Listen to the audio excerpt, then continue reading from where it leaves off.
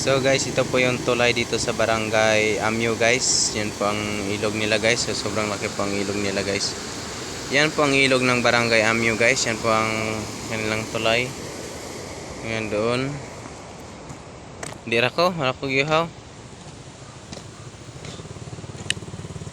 Yan guys, yan po ang makikita natin dito guys sa Barangay Amyo guys. Ito po ang kanilang ilog.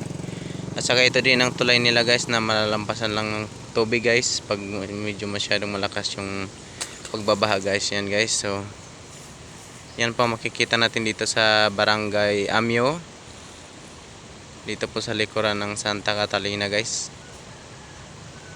Yan po ang ilog dito guys. Napakaganda din ng view tanawin dito guys. Dito sa baba guys, sobrang laki po yung ilog dito guys, gawa ng nung dumaan ng bagyong Udit guys, kaya malaki ang ilog nito guys at lumalapad guys. Hanggang dito lang po guys, maraming salamat po guys.